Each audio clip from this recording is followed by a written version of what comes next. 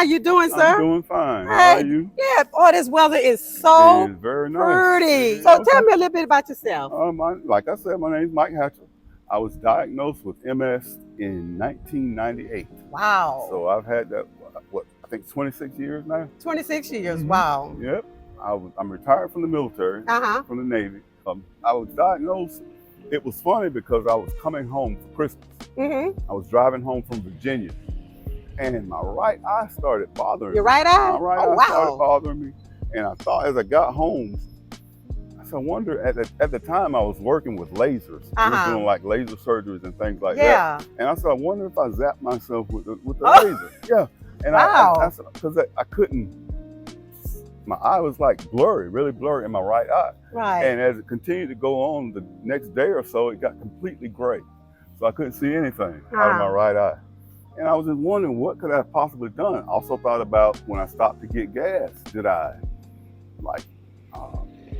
just maybe got something in my eye from the gas, maybe wiped my face or something? But it wasn't that. So I actually ended up going to the emergency room. And that evening, matter of fact, it was Christmas Eve. Eve, yep. And we went in and they started doing some tests. And it was about 1 o'clock in the morning. They said, we're going to send you over to Dr. Dixon. Well, that's here in Albany, Georgia, right? Exactly. Yeah. It's right here at home. And about 1:30, they said, go over to Dr. Dixon. I'm like, eye doctor? 1 o'clock in the morning? So we did that. 1 in the morning? 1 o'clock in the morning, Christmas Eve. Well, actually now it's Christmas morning. Yeah. And we went in and he did a whole lot of different tests. And probably about after an hour of doing all these different testing, he said, I think you have MS, multiple sclerosis. I had no idea what he was talking about. Yep. But that's part of the symptoms, right? Exactly. But that was not a symptom that you knew about. Exactly. Yeah. Actually, I had really not had a whole lot of, I'd never really heard of it. No knowledge of it, yes. And I thought he was saying muscular dystrophy. Yeah. Dystrophy, but of course it was something different. And from that point on, they sent me back over to the hospital. I actually spent a day or so in the hospital. Wow. And was diagnosed, got a spinal tap done and all of that. And I was diagnosed with multiple sclerosis. Wow. Yeah. So since you've been diagnosed, you say 20, how many years? 26 years. 26 years. Okay. What else has happened to you that you noticed that dealing with MS? Just tell me some of the other things that happened. To be honest, the first 10 years of me having MS, all it was for me was a diagnosis because I had no real issues. Okay. And I was still working. I had like 2 more years in the Navy, so I was still here. I was stationed here. They let me get stationed here. And I did my last couple of years and actually started working at the jail here in Albany. Never really had any problems. And probably after that 10th year, I started having multiple problems.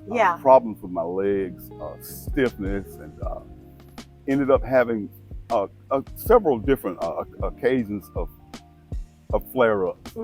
And that lasted actually until this day. Wow. I've gotten a whole lot better. I was actually using a walker from probably 2015 till about maybe 2018 off and on. But since 2018, I have not used a walker or anything. Look at God. Yes, ma'am. Look at God. Yes. Several different treatments. I've been through several different treatments, as most MS patients do. They go through a series of different treatments. Yeah. You don't want to stay on the same one, from what I'm told. You don't want to stay on the same one all the time because it kind of unbalances you. But since 2018, I have really not had a whole lot of problems. So, in other words, let's talk about making preparation. Okay. Okay. So, is it anything that you think you could have done better before diagnosed? Well, before diagnosed, like I said, I really didn't have any idea of what was going on with me.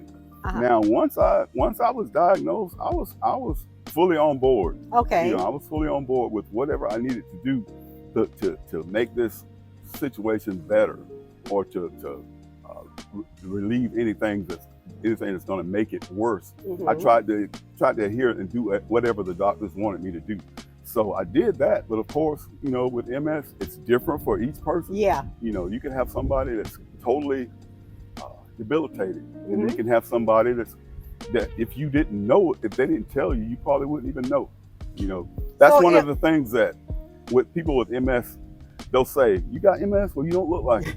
But what do they look like? yeah, exactly. What do they look like? You know, you don't really realize that a lot of the things that go on, people can't see. Right. You know, the different things that goes on with a person that has MS. So when they say you don't look like it, well, I may not look like it, but yeah. But let me ask you a question. For the people that's seeing this right here, mm-hmm. for the people that's listening to your testimony, Mm-hmm. is it anything that you can tell them in 1 minute, just that could change their life? Is it, if it's anything? Well, for me, of course, keep a positive attitude. And because I'm a believer and I'm a follower of Jesus Christ, stay prayed up with it. Yes. Stay prayed up about it. And follow your doctor's instructions. Yes. You know, follow your doctor's instructions. If he or she tells you to do this, do that. You know, and try not to way away from it. I've met people with MS that don't necessarily follow what they're supposed to be doing. Right. And it shows. Yes. It shows, okay, well, why are you walking better than me? Or why are you not having the same problems I'm having? Well, it could possibly be that you're not following what you're supposed to be following. Yes. You know. That is so true. But other than that, like I said, you gotta stay prayed up. You gotta believe that the situation's not just gonna overtake you. Yeah. You know? And your testimony will help so many people. Thank you so much. All right. Okay. Sir, it's been a talking with you. pleasure. All right.